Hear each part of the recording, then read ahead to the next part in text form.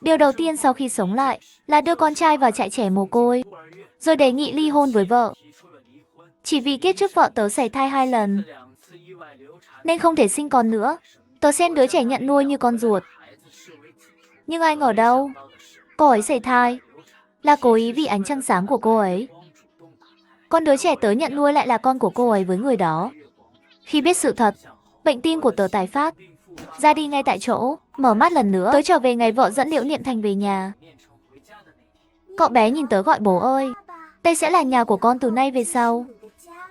Vợ tớ đến Liễu Như Yên đến dắt cậu bé 5 tuổi bước vào, bảo cậu bé gọi tớ là bố ngay lập tức. Tớ nhìn gương mặt trẻ trung xinh đẹp của cô ấy, ngẩn ra trong giây lát, đầu óc mất một lúc mới phản ứng, rút ra kết luận, tớ sống lại rồi này.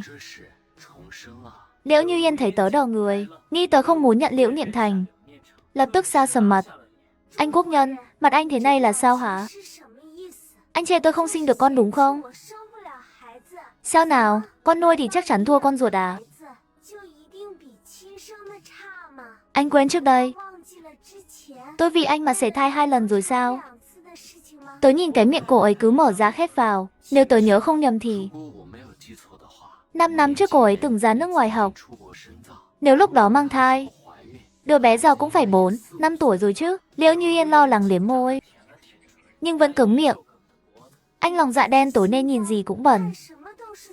Tôi đi nước ngoài là để kiếm tiền cho anh. Chưa ai như anh, chỉ biết ăn rồi trở vậy đâu.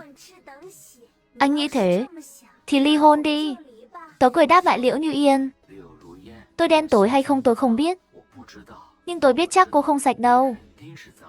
Liễu Niệm Thành sợ quá khóc toáng lên. Tớ thì ngồi phịch xuống sofa, bình thản xem kịch. Kiếp trước, vì yêu Liễu Như Yên sâu đậm, tớ chấp nhận Liễu Niệm Thành cô ấy mang về, chăm sóc cậu bé tận tình mấy chục năm. Liễu Như Yên sau khi về nước, thường xuyên đến trại trẻ mồ côi làm tình nguyện. Tớ nghĩ cô ấy gửi gắm tình cảm vì không sinh được con, nên quan tâm cô ấy hết mực. Ai ngờ đâu, cô ấy làm vậy chỉ để Đường Hoàng gặp người ấy. Tớ từng khen hai người giống nhau, có duyên mà không nhận ra vẻ lạ lùng của cô ấy.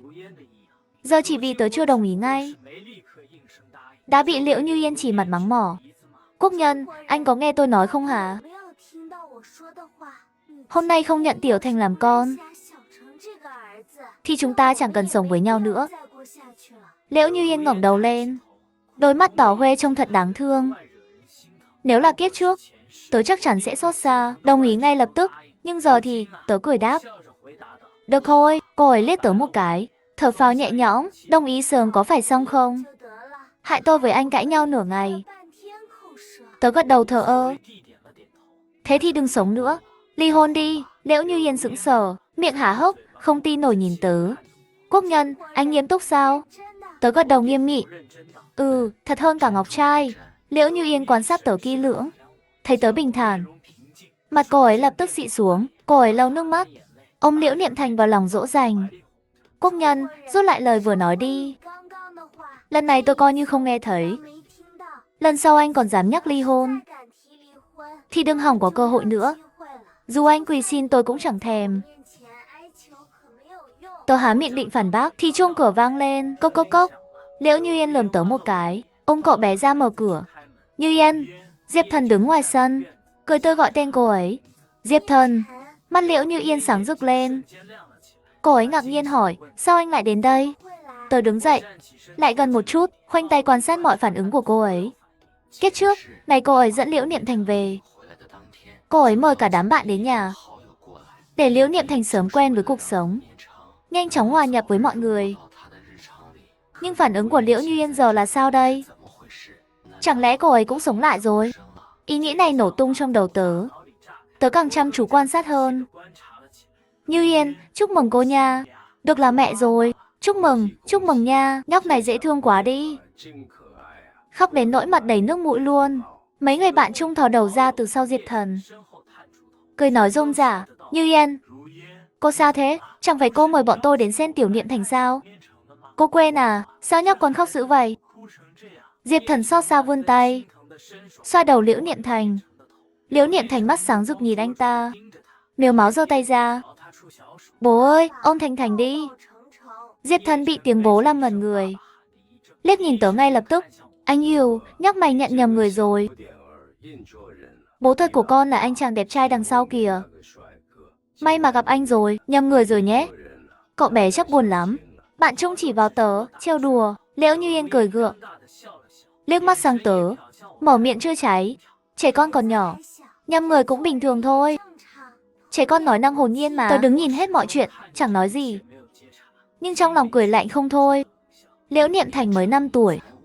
Đúng độ tuổi nghe người lớn dạy gì là làm nấy. Trong đám bạn đến không chỉ có một người đàn ông, mà cậu bé chỉ gọi Diệp Thần là bố. Xem ra, Liễu Như Yên và Diệp Thần thường xuyên dạy cậu bé sau lưng tớ.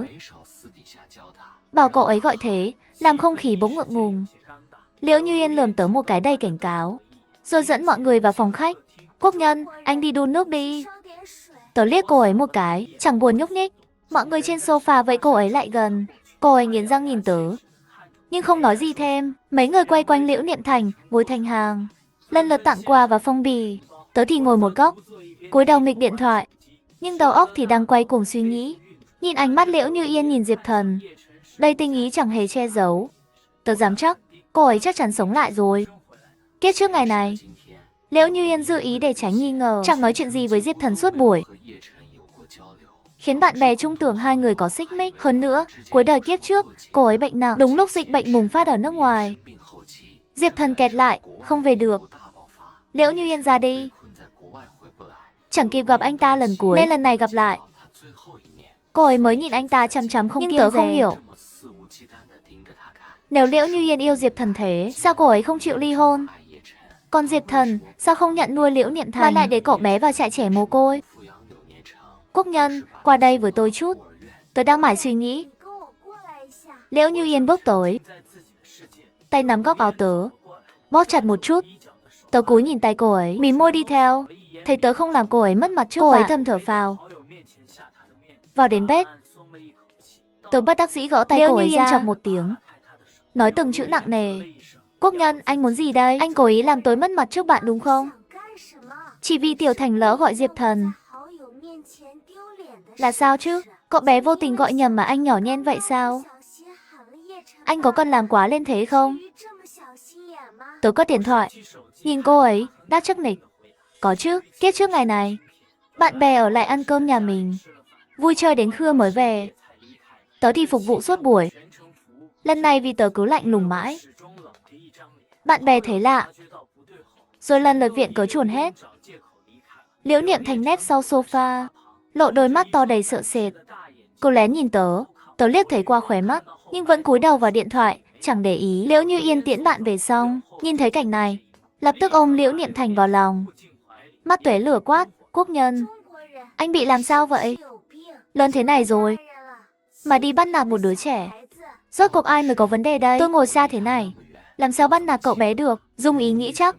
Liễu Như Yên bị tớ nói nghẹn họng, mặt mày tối sầm, ôm Liễu Niệm Thành, quay lưng về phòng. Tớ ngồi trên sofa, cảm nhận rõ cơn giận ngút trời của cô ấy.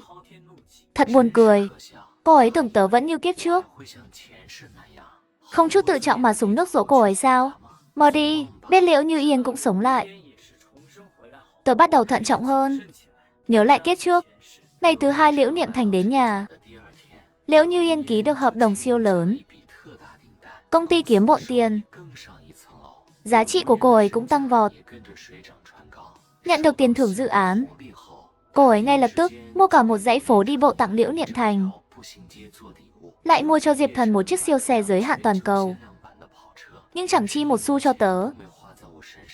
Mấy năm sau tớ mới nghe bạn kể, mới biết chuyện này. Cô ấy lúc đó viện cớ, dự án kia nhờ quan hệ của Diệp Thần mới có. Chi tiền cho anh ta là để trả ơn, chẳng có gì lạ. Mua giày phố cho Liễu Niệm Thành thì khỏi cần giải thích nhiều. Cậu bé đã vào nhà mình, thì thứ con nhà người ta có, Niệm Thành không thể thiếu. Lúc đó tớ rất khó chịu, nhưng tự an ủi rồi đáp, Như Yên nói đúng. Mọi thứ trong nhà cứ theo ý cô. Giờ nghĩ lại, cô ấy lợi dụng tính hiền lành của tớ, luôn đặt cô ấy lên trên hết. Hơn nữa, hợp đồng đó thực ra là bố tớ gửi đến, chẳng liên quan gì đến Diệp Thần cả. Vì bố tớ hồi trẻ bỏ rơi mẹ con tớ, nên tớ với ông ấy như nước với lửa. Ông không dám gặp mặt tớ, chỉ âm thầm giúp đỡ. Tớ cũng đến cuối kiếp trước mới biết.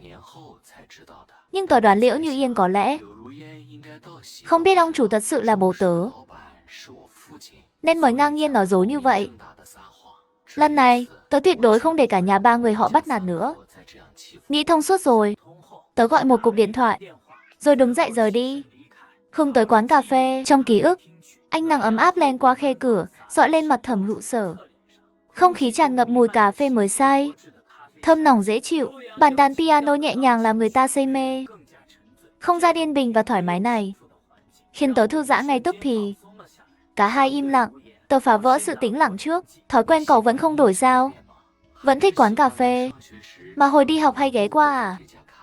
Không phải cậu tránh tớ sao? Sao tự nhiên lại liên lạc với tớ vậy? Thẩm Hữu Sở không đáp, chỉ nhìn vào mắt tớ hỏi. Tớ muốn cậu giúp tớ tra thông tin cá nhân của Diệp Thần, càng chi tiết càng tốt. Tớ kể hết lý do muốn tra anh ta, không giấu giếm gì. Thẩm Hữu Sở tựa vào sofa, lặng lẽ nghe tớ kể.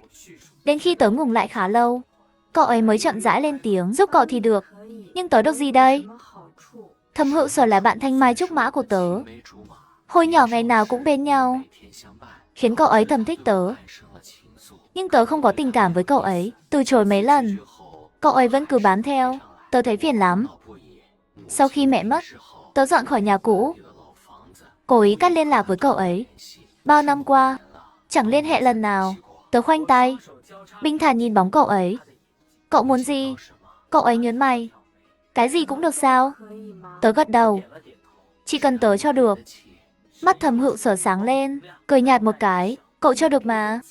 Tớ giúp cậu trước, xong việc tớ sẽ tự đòi thù lao. Lời cậu ấy nói mập mờ, tớ hơi bất an trong lòng. Nhưng giờ chẳng còn cách nào. Tớ nghỉ làm nhiều năm, chẳng có bao nhiêu tiền tiết kiệm, quan hệ cũng không nhiều. Thẩm Hữu Sở là người duy nhất tớ nghĩ có thể giúp được. Chào tạm biệt Thẩm Hữu Sở, tớ đi thẳng đến công ty. Tớ tưởng lúc này Liễu Như Yên đang ở nhà với con. Ai ngờ lại đụng mặt cô ấy ở công ty. Cách cánh cửa văn phòng, tớ vẫn nghe rõ tiếng hai người thì thầm thân mật bên trong.